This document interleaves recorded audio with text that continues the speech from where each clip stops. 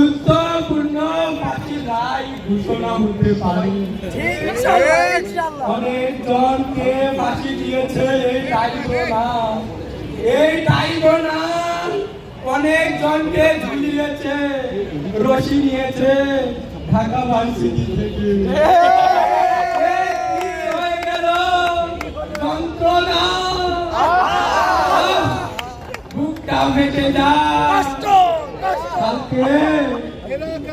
কালকে রাত্রে একজনে নক দিল, বলল কাদের সাহেব আমরা কৃষক লীগ আন্দোলন করব, রাজপথে নামবো। আমি বললাম কোন শাখার কৃষক লীগ? ওরা বলল গুলশান শাখা। আপনারা বলে গুলশান শাখায় কোন কৃষক লীগ দরকার আছে? আছে এক টুকরা জমি গুলশান শাখায় কি আছে কৃষি কাজ করার জন্য? না। এইভাবে কৃষক লীগ তাঁতি লীগ গঠিত হয়েছে গুলশানে, ধানমন্ডিতে, বনানীতে, বাড়িধারায়। আর এইভাবে টাকা লুটপাট করে নিয়ে অনলাইনে থেকে আওয়ামী লীগ দলটাকে জয় বাংলা করে দিয়েছে।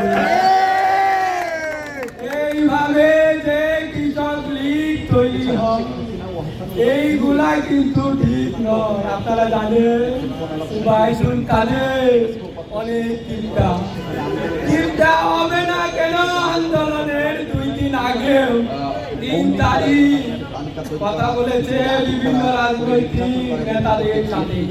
তারা বলেছে যে লাগবে টাকা, উবাইদুল কাদের বলে টাকা তো আমি দেই না, টাকা দে, টাকা দে। সালমানের প্রমাণ পুরা ব্যাংকটাকে দেউলিয়া করে ফেলেছে। এরকম ভাবে টাকা দে, এই টাকাগুলো তারা কোথায় পাবে? শহীদদের তালিকা টাকা নিয়ে তারা বানিয়েছে বেগম পাড়ায় বাড়ি, বানিয়েছে বড় বড় গাড়ি। কোথায় সেই গাড়ি নেই। তাই বলবো উল্টা পাল্টা কোন দল গুলশান বনানীতে প্রতিষ্ঠা করলে হবে না। গ্রামে গ্রামে সকলের অন্তরে পৌঁছতে হবে। আর বাংলাদেশে কারো অন্তরে আওয়ামী লীগ না।